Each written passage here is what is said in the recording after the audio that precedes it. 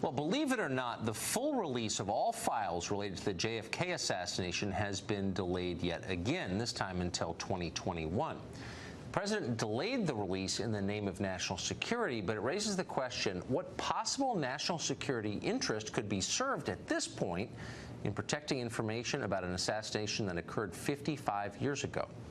Robert F. Kennedy Jr. is the author of American Values. He is, of course, the nephew of the slain president. He joins us tonight. It's such an odd... I've never done a segment on the assassination before, but I'm so struck by how weird this story is. The president has said point-blank a couple of times, I'm going to release all these files. He was convinced, for some reason, not to release them. What do you imagine that reason really was?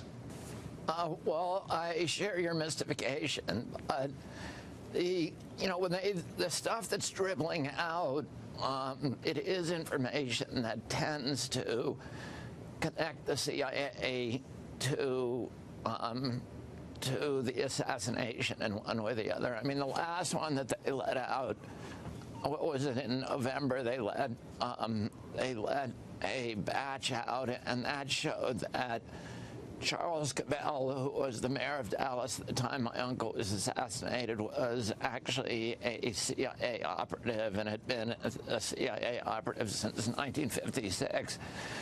And then there was also some information about the automobile that showed that the window had been replaced.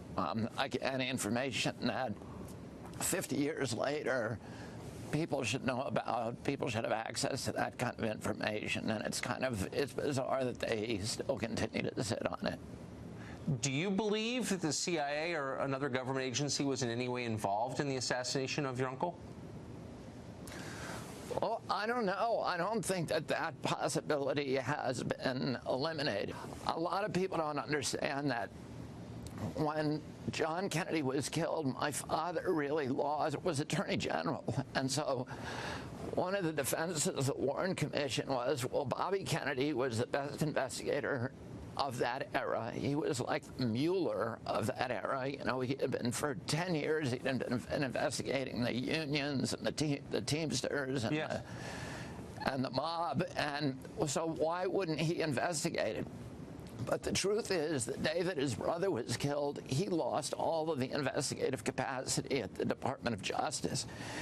He had 30,000 FBI agents who worked for him, but he never talked to J. Edgar Hoover again, not a single time after my Uncle Jack was killed. Oh, he really had no, because Hoover at that time began reporting directly to Johnson. And my father, who was ostensibly Hoover's boss, really lost control of the FBI and the investigative capacity of the Department of Justice, and he resigned soon afterward. I just find the whole thing remarkable that the Attorney General of the United States, later a U.S. Senator, a person in a position to have a lot of information, would suspect his own CIA, and now the documents are still being withheld by that same agency. I think it's really fascinating. The book is American Values, Robert F. Kennedy Jr. It is out, and we urge you to check it out. Bobby Kennedy, thanks very much for that. I appreciate it.